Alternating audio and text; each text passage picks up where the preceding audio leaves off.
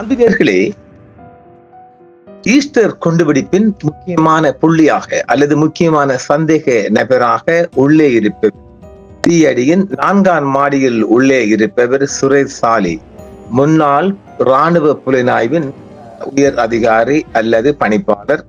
பல பல போட்டிகவர்கள் சுரேஷ் சாலி ஒரு ஜெனரல்.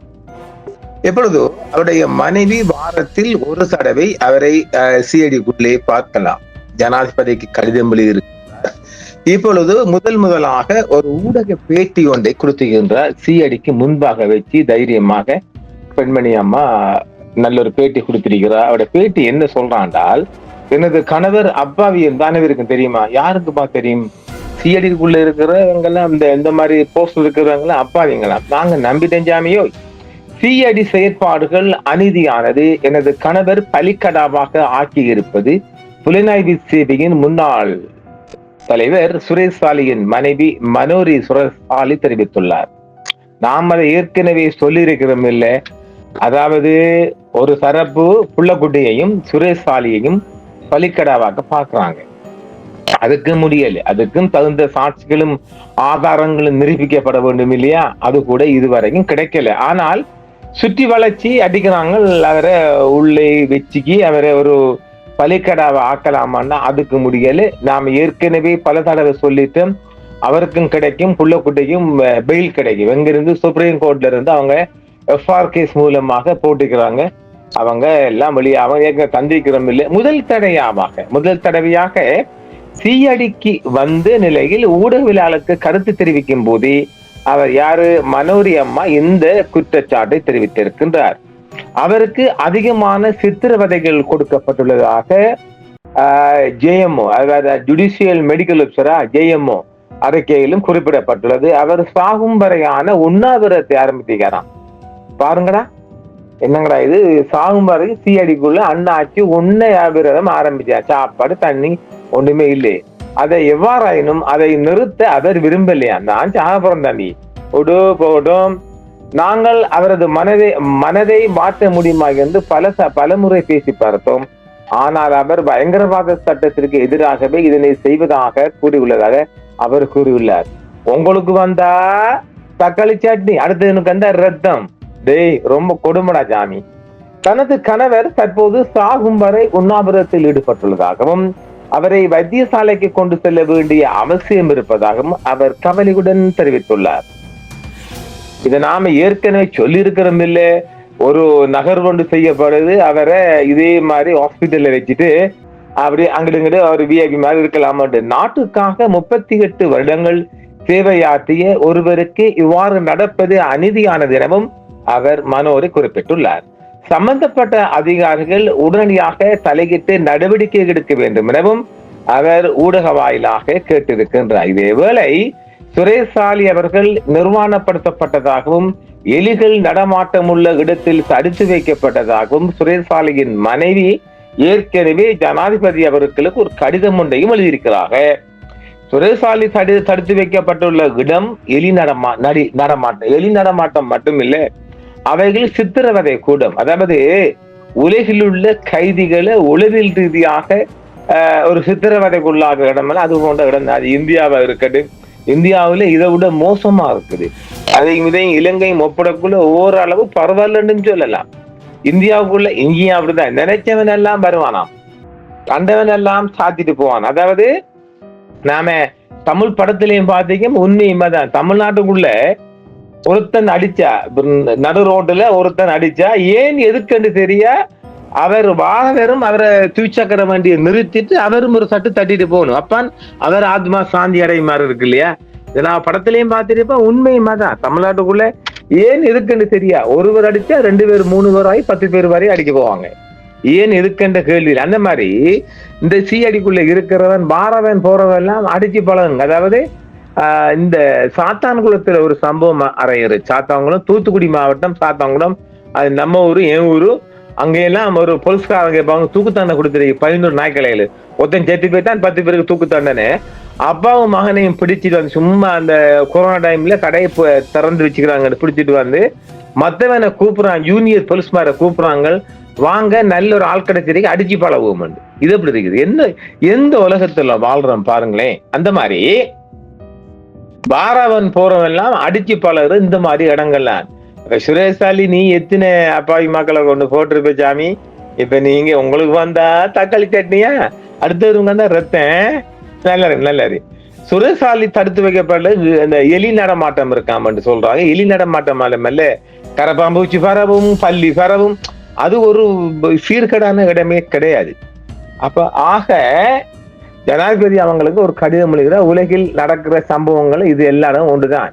இப்பொழுதோ அனுரகுமார திசநாயக்க அவர்கள் தேர்தல் வாக்குறுதிகள் கொடுத்த மிகவும் கவர்ச்சிகரமான ஒரு வாக்குறுதி, ஈஸ்டர் தாக்குதல்களுக்கு பொறுப்பாளர்களை தண்டிப்பதும் கைதும் சொன்னாங்க. அந்த வாக்குறுதி நிறைவேற்றப்படும் என்று மக்கள் மட்டுமல்ல பலரும் ஆவலுடன் எதிர்பார்த்து கொண்டிருக்கிறாங்க. ஆனா அதை நடக்காது சாமி. ஆனால் அரசாங்கம் அந்த வாக்குறுதி நிறைவேற்றாமல் அதுவும் கடந்து போகும். ஏனெனிலே தகுந்த ஆதாரம் இல்லைங்க சாமி. கடைசியா பிரான்ஸ் வரையும் போய் வந்துட்டாங்க. மௌலானாவே, ஆசாத் மௌலானாவே பார்த்து வந்தாங்களா? அதையெல்லாம் ஒரு சாத்திய கூட. நான் ஏற்கனவே சொல்லியிருக்கிறோம் இல்ல, பெரிய ஒரு எடுப்படத்துக்கு போனீங்க, மிகப்பெரிய செலவு செஞ்சிட்டு அது சாத்தியப்பாடு இல்லை. வாயால சொல்ற மாதிரி இல்லையே. சில விடயங்கள் நீதிமன்றத்திற்கு தகுந்த ஆதாரங்களாக கொடுக்கப்படும். வாயால் அவர் சொல்லுவார். அவர் எந்த ஆதாரத்தின் அடிப்படையில சொல்ல போறாரு? அவரும் சேர்ந்துதான் அந்த பங்காளி இருந்திருப்ப அங்கிட்டு உட்கார்ந்து சொல்றாரு. சரி, கத்தோலிக்க திருச்சபையும் அரசாங்கமும் கூறுவது போல் ஈஸ்டர் தாக்குதலின் சூத்திரதாரிகளான சாலே மற்றும் புள்ளக்குட்டி எல்லாம் அவ்வளவு சிம்பிளா இதுக்குள்ள கொண்டு வர இயலாம நான் பார்க்கிறேன். உண்மை என்னவென்றால், இங்குள்ள சோகம் என்றால், சாலே என்ற ராணுவ அதிகாரி பிடிஐயை பயன்படுத்தி சிறையில் அடைக்கப்பட்டது அல்ல, அவருக்கு விரைவில் புன கிடைக்க போகுது. இதை நாங்க பல தடவை சொல்லி இருக்கிறோம், இப்போதும் சொல்றோம். அதை வச்சு பிள்ளைக்குட்டி அந்த சாட்டுக்கு போகலையே. பிள்ளைக்குட்டி கைது இருக்கிற ரவீந்திரநாத் அவர்களை, எங்க பந்தாரமுல்ல யூனிவர்சிட்டி விசி அவர்களை கொலை செய்த குற்றச்சாட்டு அவரு கம்பி என்றார். அவருக்கு நீஸ்டருக்கு முன்னும் சோடிக்கவே இல்லை. அடுத்தது இப்ப மீண்டும் 90 நாள் மீண்டும் 3 மாதங்களுக்கு பாதுகாப்பு அமைச்சர் என்ற ரீதியில ஜனாதிபதி அவர்கள் பிடிஐகளை சுரேஷாலியை தடுத்து வைக்கிறது. டிடென்ஷன் ஆர்டருக்கு பாதுகாப்பு சைன் வச்சுக்கிறாங்க. அது 90 நாட்களை ஜனாதிபதி அவர்கள் உத்தரவுக்கு இருப்பினும் பிள்ளை அல்லது சாலியின் கைது குறித்து எந்த புதிய தகவலும் இல்லை. அப்ப சுரேஷாலி கைது செய்யப்பட்ட அவருக்கு பின்னுக்கு பிட்ட எத்தனை பேர் அரெஸ்ட் பண்ணப்படணும்? ஒருத்தரும் வரலையே. என்னங்க கூத்து நடக்குது? என்ன நடக்குது? சரி, அதுக்குள்ள பார்த்தோம்னால், ஈஸ்டர் தாக்குதல் நடந்த நேரத்தில் கிழக்கு பிராந்திய தளபதியாக ராணுவ தளபதியாக இருந்தவர் தற்போதைய பிற பாதுகாப்பு அமைச்சர் அருண ஜெயசேகர் இருக்கிறாரா? இருக்கிறார் சார், இருக்கிறார்.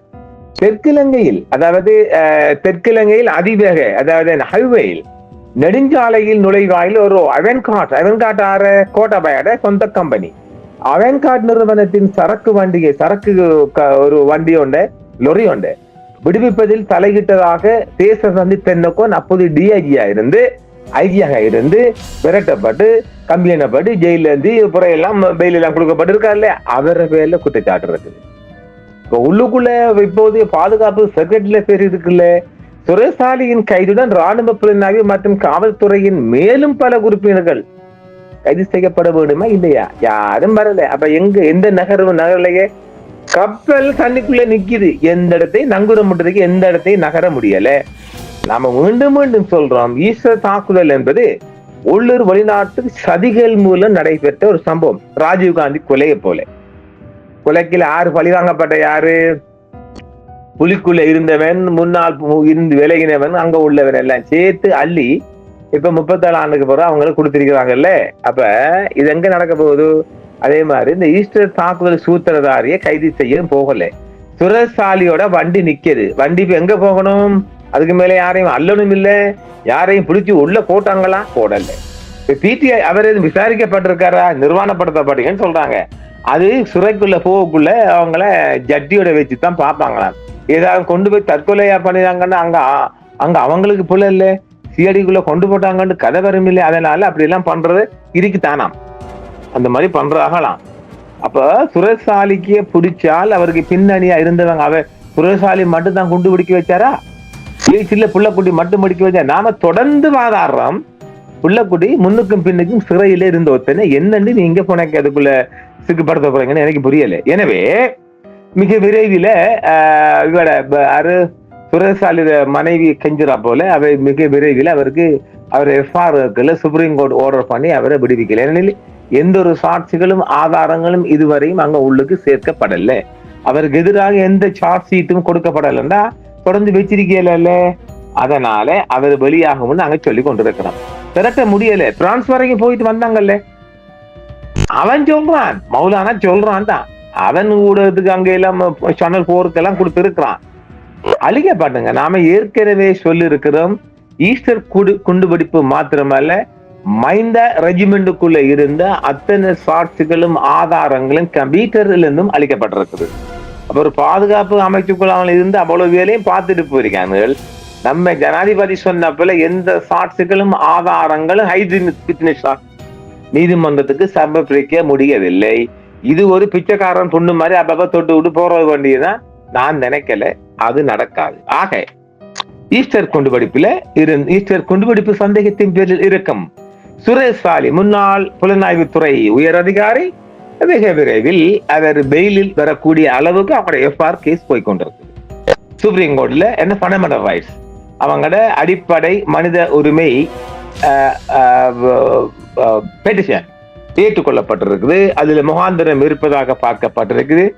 சட்டவாதிகள் மிகப்பெரிய சட்டவாதத்தை நடத்தி அவரை வெளியில் எடுப்பார்கள். அதன் பின்பு அவருக்கு மாலை போட்டு அறிவிக்கப்படும் மஹிந்த அண்ட் கம்பெனியால். பார்ப்போம். இந்த செய்தியில் நாங்கள் தொடர்ந்து அவதானித்துக் கொண்டிருக்கின்றோம்.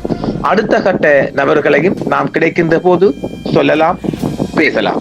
நன்றி நேயர்களே, மீண்டும் சந்திப்போம். என்றும் உங்களுடன் சன்ரைஸ் இந்தியா டிவி சப்ஸ்கிரைப் பண்ணுங்கள், பெல் பட்டனையும் கிளிக் செய்யுங்கள். உங்கள் ஆதரவே எங்கள் சேவை. ஆதரவு தாருங்கள், அரவணைப்போம். மறக்காம சர்ப்ரைஸ் பண்ணுங்க. தேங்க்யூ.